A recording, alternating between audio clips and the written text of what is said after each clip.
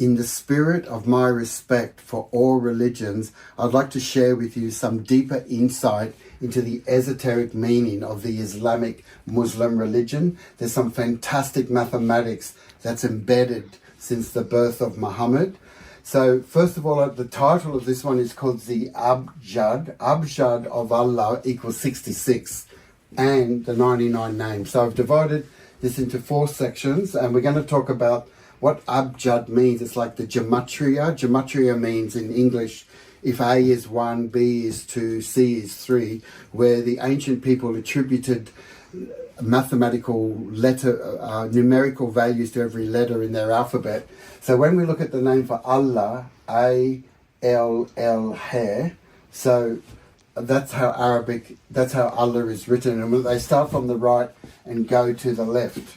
And the beautiful thing about that is that when you look at the back of your right hand, I'll just grab this is the right hand. I've got a texter. The way it's drawn is that the little finger is the Aleph, and then there's the 2 L's, the Aleph, Lam, and it comes back to the H sound, the hair. So I just want to show you how that goes. So we've got the A coming down, and we've got the L coming up, and then it comes up like that. So that would be the name of Allah. And what it means is that the name of the Lord is actually in our hands. And we're going to show that again in another section. But what we're doing is that we're looking for the numerical frequency of this sacred name of Allah. And we're going to learn that there are 99 names, but this is the basic one. So I decided to write my Arabic alphabet. So like A, B, C, D, Aleph, Be, Te, it goes all the way around. There's 28 characters. And when we get to the Lam, the L shape is a value of 30. Then we've got Mim, Nun, He. This is the 5 value, which is in the name of Allah. Wo, yeah. So we've got 28 characters, but the only ones that are consistent for the name of Allah is the 1 for Aleph, 30 for the Lam, the L, 2 of them. And that's why we have this little ligature at the top. That ligature there means we've got an emphasis on to 2 L sounds the Allah. And then the tail end is the H sound, the hair. So altogether it adds up to 60. So because it adds up to 60, or 66, sorry, they also decided they were lovers of these magic squares. Magic squares are where this is the most primal magic square of 3 by 3. We're going to need this one to create a magic square that all adds up to 66. So by definition, the first 9 numbers is where the numbers from 1 to 9, the 3 columns add up to 15, the 3 rows, and even the 2 diagonals. So if we use that as a template, starting from the 1 to 2 to 3, we get a pattern. 1, 2, 3, 4, 5 in the middle, 6, 7, 8, 9. If I follow those same numbers, I'm going to start from here. I'm going to start with 18, but follow that pathway. So I go 18, 19, 20, 21, 22, 23, 24. I'm following this yantra, 25, and I go to there.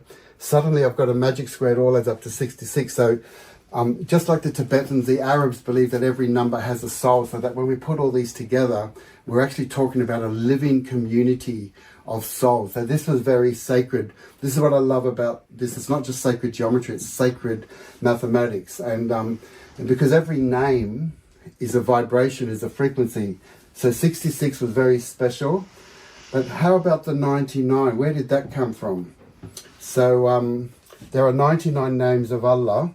The Ar-Rahman is about the giver of mercy. The Ar-Rahim means the bestower of mercy. Al-Aziz means the mighty one. Al-Latif means the most gentle. Al-Jalil, Al-Hakim, Al-Haq. Haq is the truth or the absolute truth. Al-Wahid, Wahid means when we go 1, 2, 3. So these are the numbers here, like when we go 1, 2, 3, 4, 5, 6, 7, 8, 9, 10. The 1 here, Wahid, the way we write Wahid, or the number 1, also has a value of 66. If we count the A, L, the Al, and the Wahid, it all adds up to 66. And An-Nur, the Nur is the fire, the divine light. So every name has a very special meaning, and there's 99. And that's why they always say Allah Akbar. Akbar is the God is the greatest. But what they're essentially saying, there's only one God. The beautiful thing about Islam is that they don't believe in many gods. They don't believe it's all one. It's about a unity consciousness. And just to conclude, we're going to see that again, just like we saw the name of Allah is written on the back of the right hand, this time we're going to look at the palms of my hand. So take a look at this drawings here. So on the left hand, I'm going to write the number. I look at the main lines of my hand. There's a 1, and there's the upside down V. So that's 18 on my left hand. And if I look at my right hand, so there's that upside down V. I'm following the natural lines of my hand. That's 8. And there's the 1. So that says 81. So together, when we look at 18 plus 81, it adds up to 99. So that's why these 99 names were very sacred, because the frequency of divinity is in our hands. It's a very special symbology, very rich in symbolism.